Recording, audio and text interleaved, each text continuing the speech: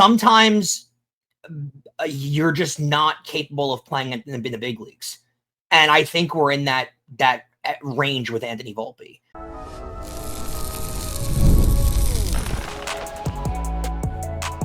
You are Locked On Yankees, your daily New York Yankees podcast. Part of the Locked On Podcast Network, your team every day. Welcome to Locked On Yankees, which is part of the Locked On Podcast Network, your team every day. Thank you for making us your first listen every day. I'm Stacey Gotsulias. He's Brian McKeon. We're both lifelong Yankee fans. We've been hosting this show together since April 2024.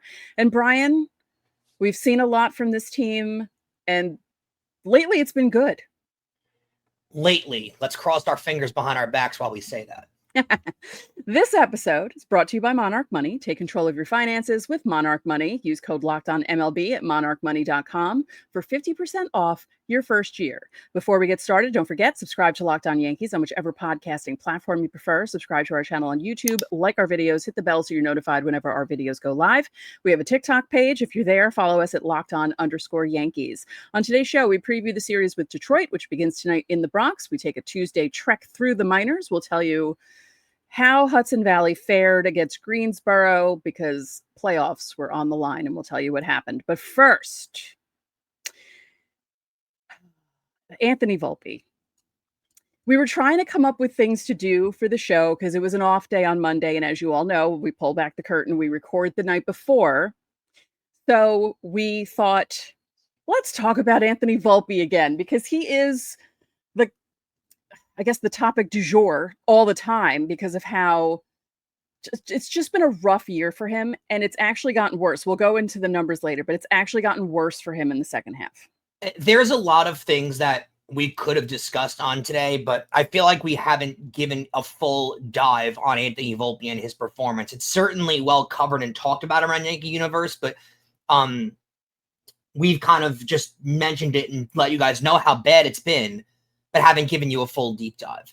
Because you're right. The storyline going into the All-Star break was how poor he was playing. Mm-hmm. He's actually been significantly worse since then. And I don't want this to appear like we are killing the young player and we are destroying the young player. And sometimes you're just not capable of playing in the big leagues. And I think we're in that range with Anthony Volpe. His numbers are not in the grade of any baseball player in baseball. Now, that's not using hyperbole. He's not in the bottom 10. He's not in the bottom 5%. He's in the bottom 1% of the sport. He's playing that poorly. You can make a case that he's the worst player in Major League Baseball this year. And I don't think he's that bad when it comes to talent, but Stacey, have we seen a player play this poorly and come back from it before? Like this level of poorly. And I'm talking about in baseball history. I can't remember watching a player play this bad and actually come back and have a sustainable Major League career after playing this bad.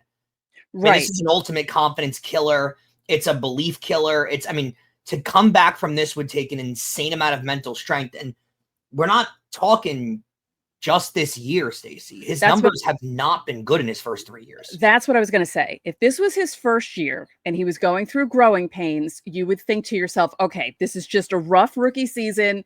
Maybe he can get better, more time under his belt, that sort of thing. This is year 3. This is his third full season.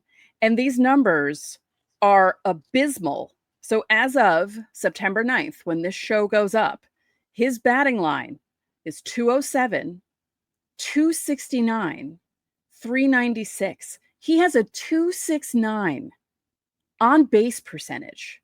Yeah. A guy like Anthony Volpe should have at least a 330 to 350 if he's the type of player that the Yankees kept hyping up. Like if he played to what they hyped him up as, he should have an OBP at least above a 330 and to a 350, where you hit the ball, you get on base, you make things happen on the base paths. Like that's the kind of guy that I wanted him to be. And I've said this how many times? If you're an everydayer and you watch the show all the time, you know how much I've been trying to toot that horn kind of thing about Volpe and be like, this is the kind of player he needs to be. He needs to stop swinging for the fences. Sure, the power is nice and running into one every once in a while is great, but he keeps trying to kill the ball. And these are the results. 207. His batting average is 207. That is. And if you go further back in time, the numbers get worse and worse. Since August 15th, that's a decent sample size. It's about a month at this point, right? He's hitting 136 with a 147 on base percentage. It's not even walking. I mean, his on base percentage is my goal weight. That's bad. His slugging is 242. His OPS is 389. Oof. I mean, Judge has an 800 more OPS than him.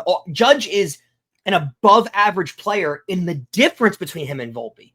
I mean, think about how insane of a stat that is. Oh, right. Yes. These numbers are 168 batting average in the last 70 games, 215 on base percentage, a 53 WRC plus. All of those are the worst in baseball in that span.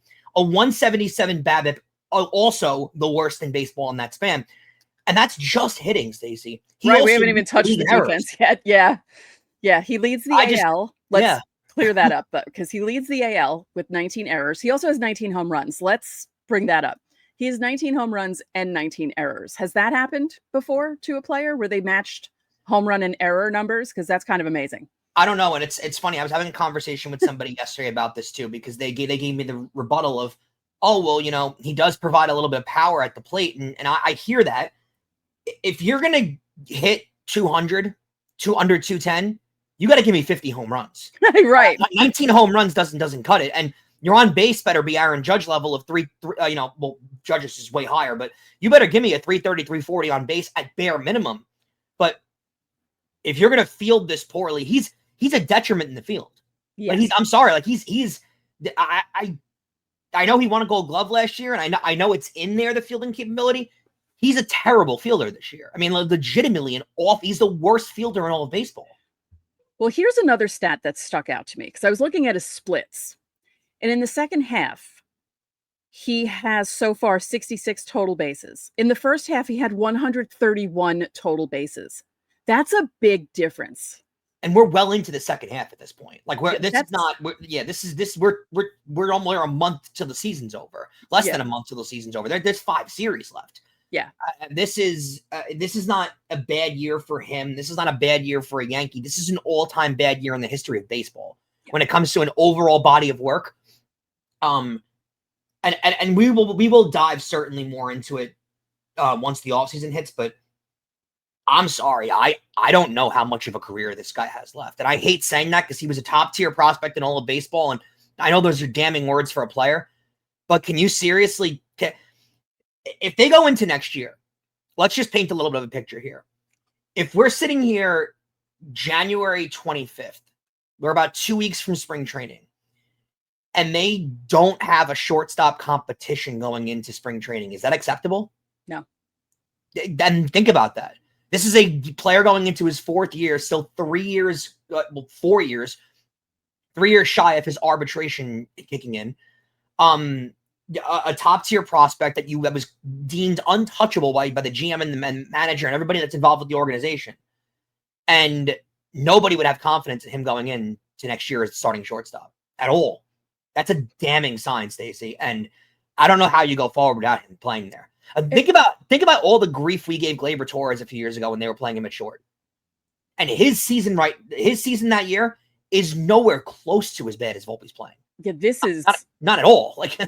This is, like you said, it's historically bad. It's that bad. And it's interesting to me because you brought up the shortstop competition. It feels like they protect Volpe a lot. They didn't protect Peraza. They brought Volpe up that spring training and was like, we're going to have a competition for this. They didn't care about Peraza's feelings, but it feels like they walk on eggshells around Anthony Volpe. You hear the manager constantly trying to praise him, even if he does something bad. He tries to gaslight us into thinking that he's an elite player when we just told you the numbers. Okay. 131 total bases in the first half, 66, only 66 so far with 19 games left. That means he's not getting on base, obviously, because the on base percentage is so putrid. He's not doing anything that he needs to do. And the youth either, Stacey. This isn't a player that was called up when he was 18, 17 years old, and now he's 20 years old, and we're like, oh, give him time. He's still 20. He's 24 now. Yeah. Like, there's players at his age that dominate in Major League Baseball. And I'm not saying that he should be that, but again, he was touted that way. Like, we have to evaluate him based on what we were told he was coming into the major leagues. And I'm sorry, Stacey, we were sold top 5 shortstop in baseball. No Carlos Correa, no Corey Seager. Thank you. I mean, they had the money those off seasons and didn't go after those players because they had this kid in the waiting. And you didn't trade him, right? Because they had opportunities too to make trades for top tier. Luis Castillo being one of them, who's pitching his butt off in Seattle. They had opportunities to trade for top tier players, and they all chose no every single year because this kid was a top tier player. And they're telling you that because they thought that he was going to be that. And I know they're trying to prove their point of being right, but I'm sorry, like, I wouldn't even start him in the postseason. I don't like. I would start Caballero because I don't think Caballero is an elite shortstop in any means. He's a way better player than Anthony Volpe right now, and Caballero is a league average player, and I like Caballero a lot. I think he. But when he gets on base, he makes things happen. Yeah, and he's a solid fielder. He's not a Gold Glover, but he's a solid fielder at shortstop. It's a lot better than what they have right now, and I know they're trying to give Volpe every chance imaginable. But when do you say have they not given him every chance imaginable at this point? I mean, he's gotten a whole season. He's got I can't even come up with an analogy because I'm not smart enough about someone getting multiple chances on something. But they've given him so many chances. Stacey's played 140 games. Yeah, he's going to play in 160, 158 games this year. Mm-hmm. That's a plentiful sample size. Almost all of his numbers have gone down. I don't know how he's got 103 hits on the season. Like I don't know how I can sit here and put lipstick on a pig, but at a certain point, this isn't going to work anymore. You know what I mean? Like at a certain point, this relationship has gotten too toxic where they're not going to make it work with this young player. And I know they want to, but sometimes you just gotta just cut it off and it's over because I don't know if he's a major league talent. And that's not saying don't bring him into camp next year and see. There's never been a player in sports that needs an offseason more than Anthony Volpe. Right. We can all acknowledge that. But the Yankees aren't looking towards the offseason. This is not the Colorado Rockies. They are trying to win a World Series in a few weeks. So you can't try and nurture one little baby step when you're trying to be a win now team. Both of those things don't work. I think we're teetering on the point of his career being over. And I hate to say that. I think it's harsh, but the proof's in the pudding here. Don't forget, subscribe to the channel, hit the like button on our videos, hit the notification so you know when our videos go up. You can also join the Locked On Yankees Insiders Club.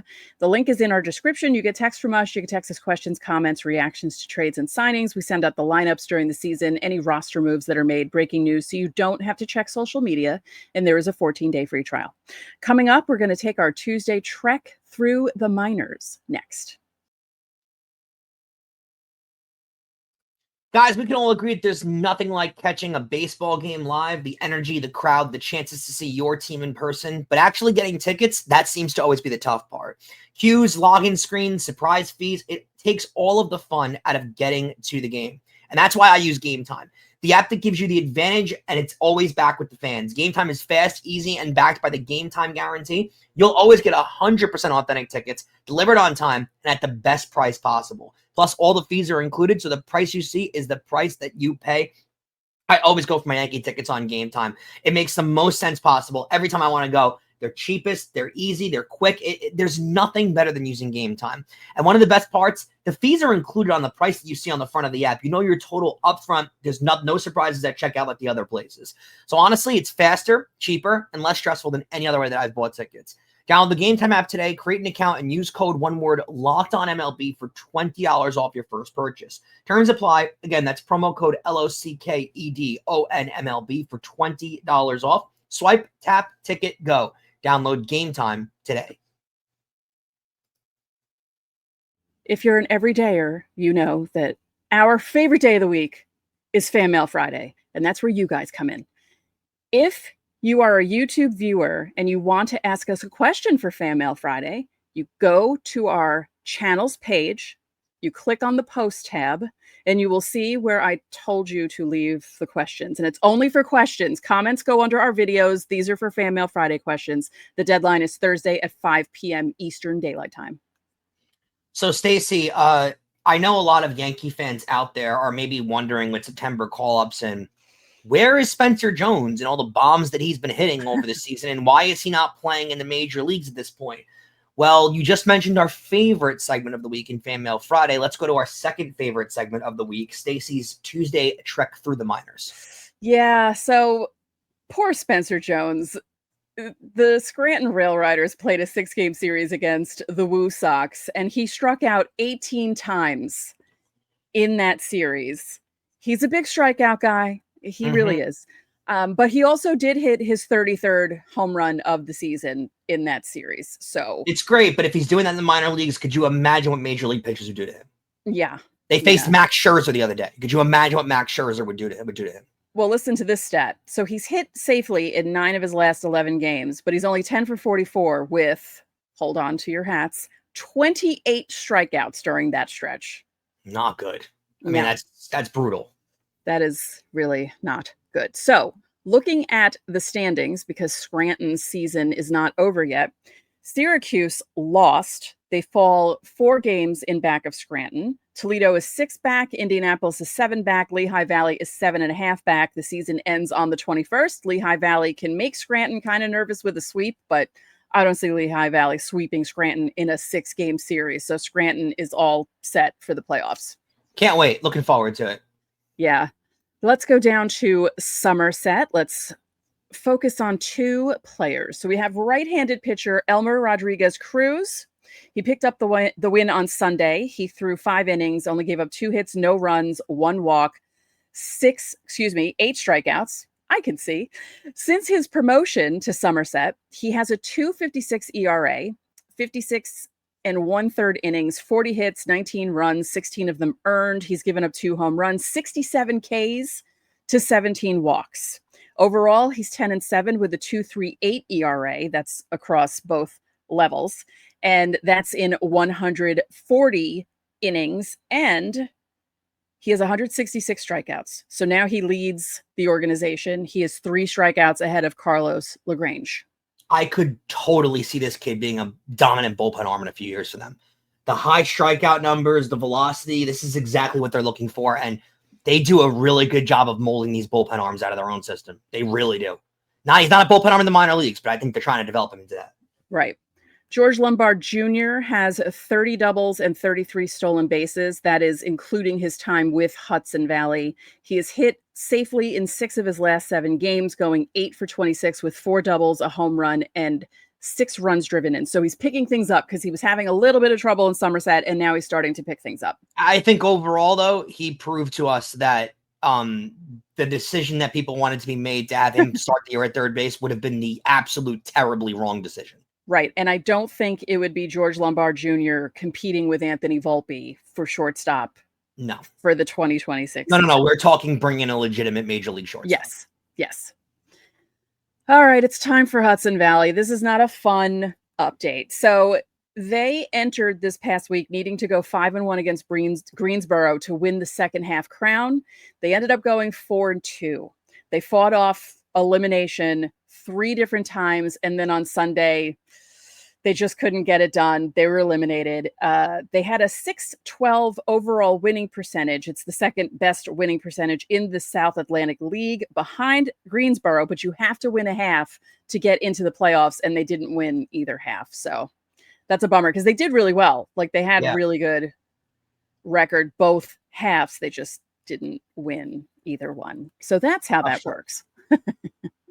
And then Tampa, we joked about it. Did I joke about it last week or the week before? Wondering if they were even going to finish the season because of rainouts. And this is what happened.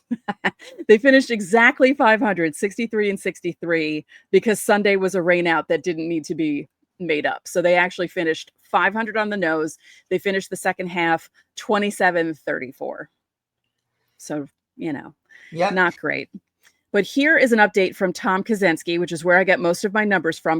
But I'm going to read this entire blurb from him because it's about first-round draft pick Dax Kilby. So this is what he said. Dax Kilby adjusted quickly to professional baseball, hitting .353, .457, .441. That works out to a 159 WRC plus in 18 games. Yes, it's a small sample size. He walked more than he struck out, 13 to 11, while stealing 16 bases in 17 attempts. He didn't play any other position other than shortstop, but don't read into that. As Tom says, we have no idea what the Yankees think when it comes to future positions, but they will keep him at shortstop for as long as possible, and other positions can be learned. Just for reference, that 159 WRC plus, I know a lot of people probably don't understand that statistic. That is a very good number for WRC plus. Yes. Anthony Volpe's WRC plus this year is -1.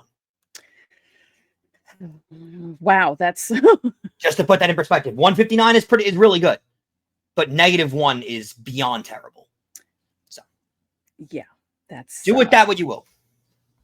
Was Judge's, was it his WRC plus that was 211 in the MVP year where he had 62 home runs, right? Yeah, okay. which is bona fideably absurd. That is absurd. Yeah. That's absurd. Yes. Okay. That for some reason that number stuck out in my head. I'll probably remember that. If I live to be 95, I will just suddenly say 211 WRC plus, and the people in the nursing home will be like, "What is this crazy?" Not even +1 or 0. Yeah, -1. -1. Oof. Yeah.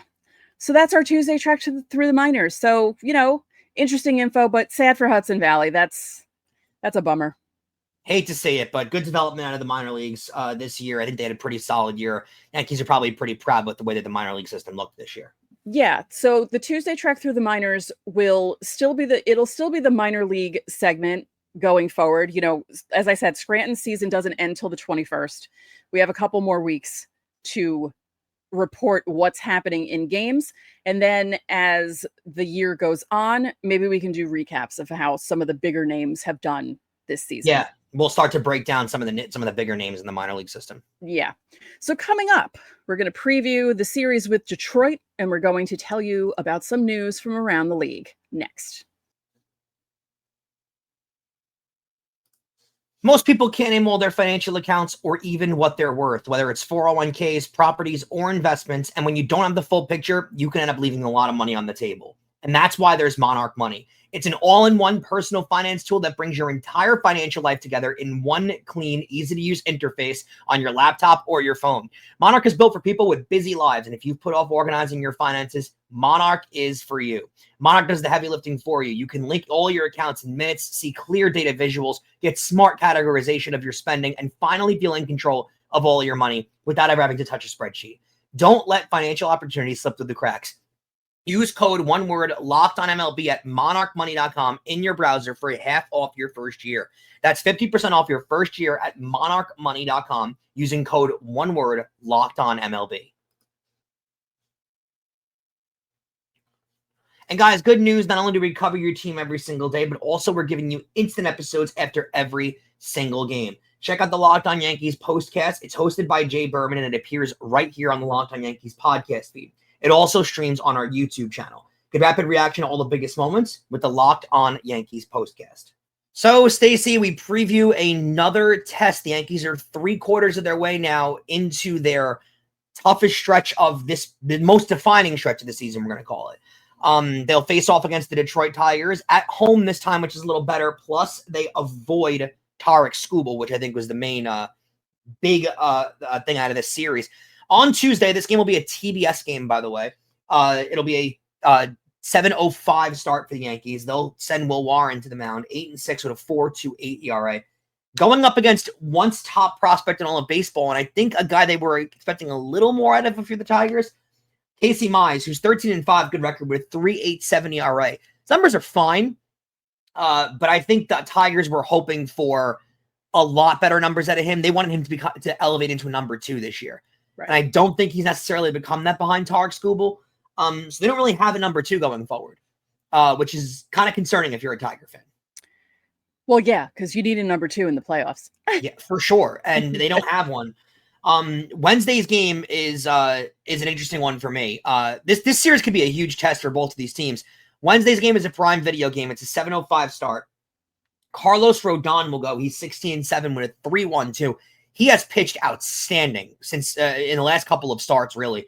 He'll go up against Jack Flaherty, who's 7-13 with a 4.85 ERA, right in the sweet spot for the Yankees. Rodón, this is a big start for him. It's a defining start for him. He needs to have a big start in this game. And they need to have a good series here. I hate using this term because it reminds me of the manager. But it legitimately is right in front of them right now. It actually is. It's right in front of them. They have the ability to they can actually catch Detroit, who we all think is this great team because they have this giant lead in the division. Yankees are 2 games behind Detroit. Mm-hmm. So it is right in front of them for sure. And then you get to Thursday's game where Cam Schlittler gets a chance for revenge, 2-3 with a 3.24, giving no length and give up runs last time, and his ERA only ballooned to 3.24. That's how good Cam Schlittler has been. The Tigers have announced nobody as of yet. Cam Schiller's pitched 50 innings and has 56 Ks this year too, which is really good, Stacey. It's exactly what the Yankees are looking for in a young player, especially coming up to the majors at this point. So big series, I would call it the next series. I think this is the 4th series in toughest series in this 4-game stretch, this 4-series stretch. I think this is rated number 4 in my opinion. I think Houston was super important just to get off to a good start when it comes to all these series and prove to yourself that you can beat Houston. I think Toronto was very important, just playing the team that's ahead of you in the division and trying to catch a game on them, which they did. And I think that the Red Sox series is absolutely massive coming up after over the weekend. So I think the Tigers series is the 4th of most importance. I would say Toronto and Boston are 1 and 1A. Houston is 3. And Detroit is 4 out of those. I feel like Toronto and the Red Sox are way more important than Houston and the Tigers, but they're pretty even because you want to keep the team that's right behind you out of it, and you want to gain on the team in front of you, which the Yankees kind of did. So, yeah. And just a little bit of a preview here. They do get a brutal Boston stretch when it comes to that Boston series. That series is going to prove a lot. First of all, it's at Fenway, which they have not proven to play well at all year. And I know we're getting a little ahead of ourselves. They're going to face Giolito in game 1. They're going to face Bayo in game 2, and they're going to face Crochet in game 3. Yeah. And Yankees only send Fried out there in game 3. They're not sending Rodón out. Game 2, Fried is scheduled to go. Warren and Heel, the other guys. So they're losing the pitching matchup in that series. Heel's picking things up though. He's looking more like himself. Because it took time for him to get back to things. So I'm more worried about Warren. I'm not worried about Heel. And I'm not worried about Fried either. Their series after that are the Twins, Orioles, White Sox, and Orioles. So they do have an opportunity to really catch some ground after that. But we'll see what winds up happening.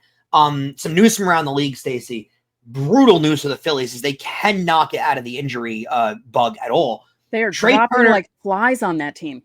Trey Turner hurt his hamstring in Sunday's game. They're hopeful that he'll be out for the playoffs. That news came out Monday afternoon. And if you sat on your phone and you scrolled on X or Blue Sky or Instagram or wherever you get your sports news, and you waited about 15, 20 minutes, you went back to your phone and saw that Alec Boehm is also hitting the IL for the Phillies. They're 7 games up on the Mets. They're currently starting a 4-game series right now in Citizens Bank Park. I don't think they're in fear of losing the division. They do expect Turner to be back for the postseason. But this is a brutal, brutal stretch they're going through when it comes to injuries. They've now lost Wheeler, Boehm, and Turner in the last month. Not a good stretch for them at all. No, definitely not. This is a fun thing because someone brought this up. Oh, Craig Calcaterra, who writes a newsletter, brought this up, and I thought it was really funny because he does game recaps. And every West Coast team, AL and NL, are home. San Diego's at home. Anaheim's at home, or, the Angels. The Dodgers are at home. The Athletics are at home. San Francisco's at home. Seattle's at home. Jeez. That's rough for anyone who recaps every game because you have to stay up for the West Coast games to end. And the Rockies are in LA to play the Dodgers, and the Diamondbacks are in San Francisco to play the Giants. Yeah. It's brutal. Yeah. So I thought that was funny. If you cover teams in the West Coast, that is really brutal. The Rockies, by the way, are going through an impossible stretch to finish their season. Poor Rockies. They play the Dodgers right now. Then they play the Padres. Then they play the Dodgers, and then they go back to the Padres. So those teams scheduled that? Who tee off scheduled that? That is on so the wrong. Rockies. I kind of feel bad. That is absolutely brutal for them. Also, Shohei Ohtani passed Steve Garvey on the all-time home run list. And Clayton Kershaw won his 222nd game. It may seem like 222 is not a crazy number nowadays for pitchers, and especially a future Hall of Famer like Shohei Ohtani or Clayton Kershaw. That's actually an impressive number nowadays. Yeah. And it's kind of sad to see that. No one, I don't think, is ever getting to 300 wins ever again. I don't think it's physically possible for anyone to get there again. No, not with the way the game is now. No. I don't know if you're getting there. I don't know if anyone's getting to 4,000 strikeouts. 3,000 you'll have, and I don't even think a lot of guys will have that. Yeah. It is wild how the statistics have changed, and a lot of times you see in sports, the modern day athletes have crazier statistics than they want to passing up the older guys by leaps and bounds just because the game's play different. In baseball, it's completely opposite. Yeah. Everything's reversed. Yeah. And it's like rare when someone passes someone. It's like, oh, wow, okay. Good for them. Crazy stuff.